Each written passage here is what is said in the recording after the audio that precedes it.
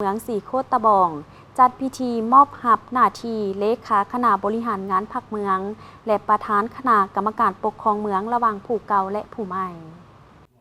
พิธีได้จัดขึ้นในวันที่21มังกร2025อยู่ที่ห้องว่าการปกครองเมืองสีโคตะบองโดยเป็นเกียรติเข้าร่วมของสหายอัศพังท้องสีพันดอนกรรมการศูนย์กลางภาคห้องเลขาคณะภาคเจ้าของนครเมืองจันทร์ในพิธีสหายทวีไซเหมาสมภูเลขาคณะบริหารงานพรรคเมืองสีโคตะบองได้ขึ้นรายงานโดยย่อเกี่ยวกับการนำพาซี่นำเวียกงานหอบด้านในระยะผ่านมาในนั้นได้นำพาขงเขตการเมืองแนวคิดป้องกันศาสตร์ป้องกันความสงบเศรษฐกิจวัฒนธรรมสังคมเวียกงานก่อสร้างพรรคพนักงานติดพันกับเวียกงานกวดกาและเวียกงานอื่นๆพลเด่นแมนคงเขตเศรษฐกิจการจัดเก็บรายหับและคุ้มครองรายจ่ายด้วยระบบทันสมัยสามารถจัดเก็บรายหับเข้างบประมาณได้ลื่นแผนการซึ่งปี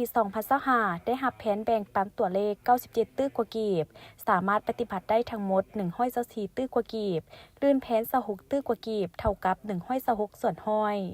จากนั้นต่างหน้าคณะจัดตั้งนครเมืองจันทร์ได้ผ่านมติตกลงวันที่16มังกร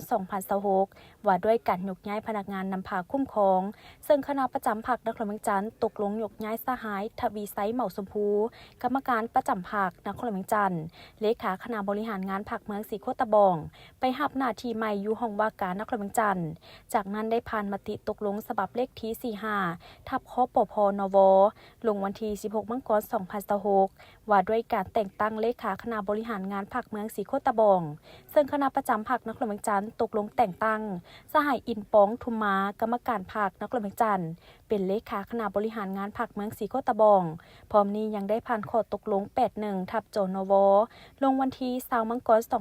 2026ว่าด้วยการแต่งตั้งประธานคณะกรรมการปกครองเมืองสีโคตะบอง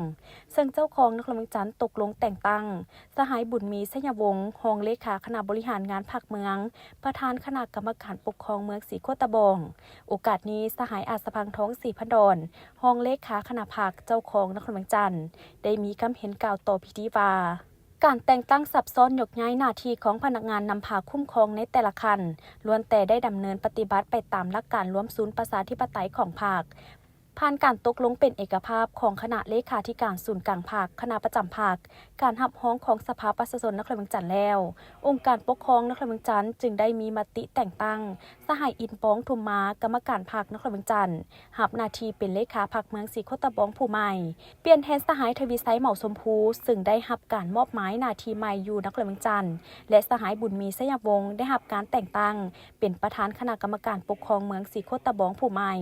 ภายหลังมอบหน้าที่ให้ฮิปมอบเวียกงานอันละเอียดให้แต่ละสหายพร้อมทั้งสืบต่อปรับปรุงแบบแผนนำพาแบบแผนวิธีเฮ็ดเวียกให้แท้ถึงฮักทานแท้ถึงตัวจริงหลายกว่าเก่าเขาลบและปฏิบัติหลักการรวมศูนย์ประชาธิปไตยปฏิบัติระบอบประชุมคณะบริหารงานพรรคเมืองระบอบประชุมคณะประจำอย่างเป็นปกติเสริมขยายความสามัคคีความเป็นเอกภาพภายในพรรคให้นับมือมีความนักแน่นเข้มแข็ง